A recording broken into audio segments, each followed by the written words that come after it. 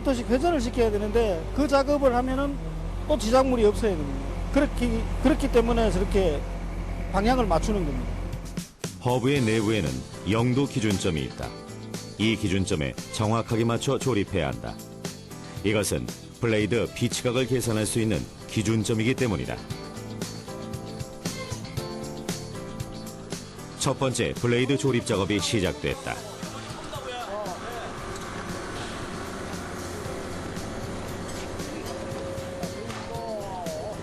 크레인으로 수평이 되게 블레이드를 올린 후 양쪽 영도 기준선을 맞춰 조립해야 한다.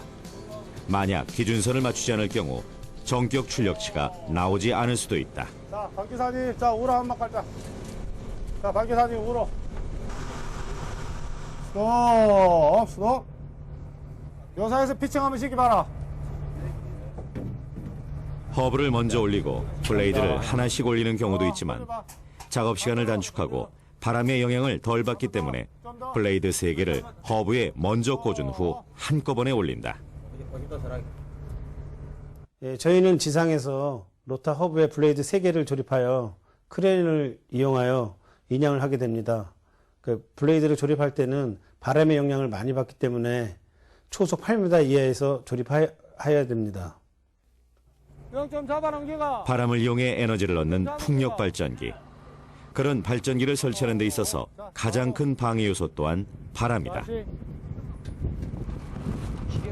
특히나 블레이드의 경우 날씨의 영향을 많이 받는다. 첫 번째 블레이드를 조립한 후 빗방울이 떨어지기 시작한다. 이제 블레이드 설치 작업만 남아있는 상태인데 점점 날씨가 흐려져 더 이상 작업은 힘이 든다. 3개의 블레이드를 조립까지만 하고 너셀과 연결하는 것은 다음으로 미루기로 했다.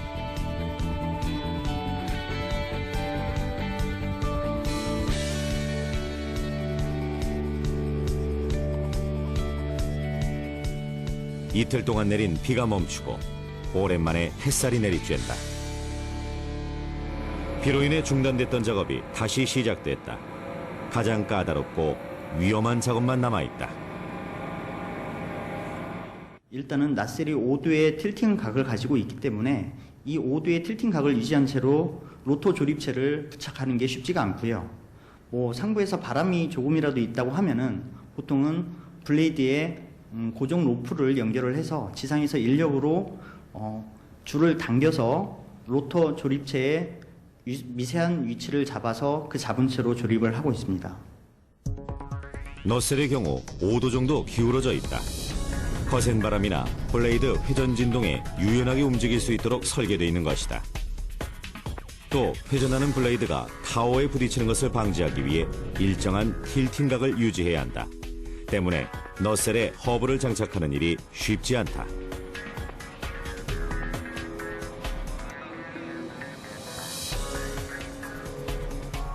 일단 크레인으로 어느 정도 들어 올린 후 블레이드 끝에 고정된 로프를 사람들이 조절해가면서 로터의 위치를 잡는다. 지름 50m, 블레이드 무게만도 2.4톤이나 되는 조립체지만 여전히 섬세한 사람의 손길이 필요한 작업이다.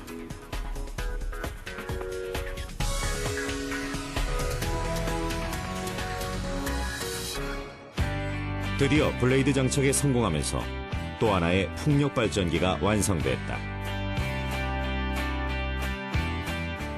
풍력 발전은 바람이 가진 유동 에너지가 날개를 회전시키고 날개에 부착된 축이 회전하면서 운동 에너지로 변하고 다시 발전기가 회전하면서 전기 에너지를 얻게 된다. 그렇다면 바람은 어떤 원리로 블레이드를 돌게 하는 것일까?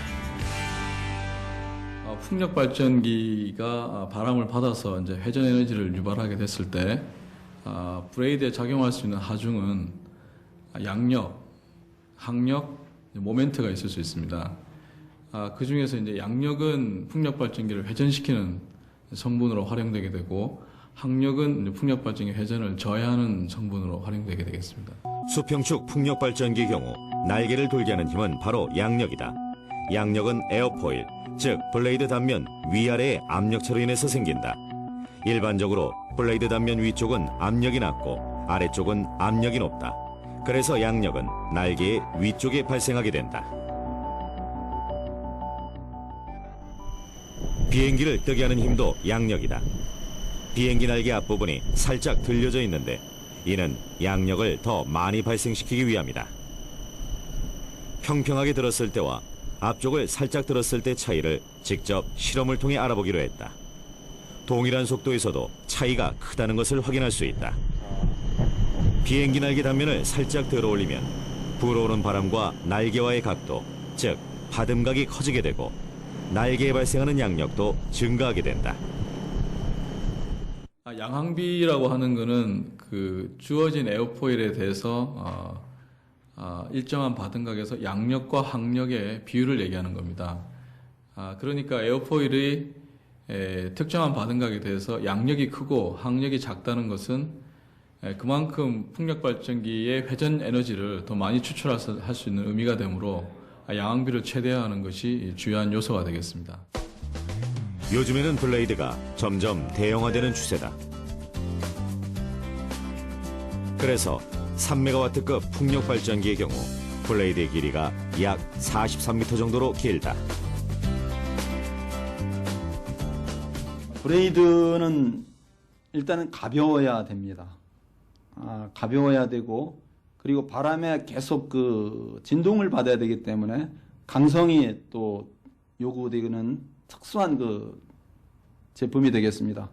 특히 스틸을 사용했을 때는 무게가 많이 나가게 되고 그런 강성을 보장하기가 어려운데, 복합 재료를 사용하게 되면은 무게를 줄이고 그 비강도, 즉 강성을 늘릴 수 있는 그런 장점을 가지고 있죠. 무게는 줄이고 강도는 높이기 위해 이곳에서는 유리 섬유를 여러 겹으로 덮는 인퓨전 공법을 사용하고 있다.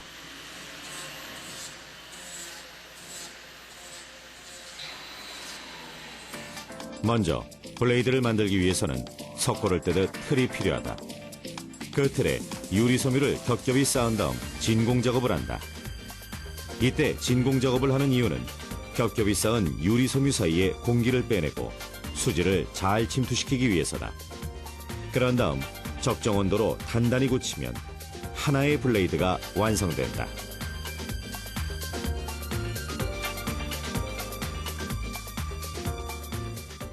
이런 과정을 거치면서 블레이드는 쇠보다 단단해지고 무게는 가벼워진다. 실제로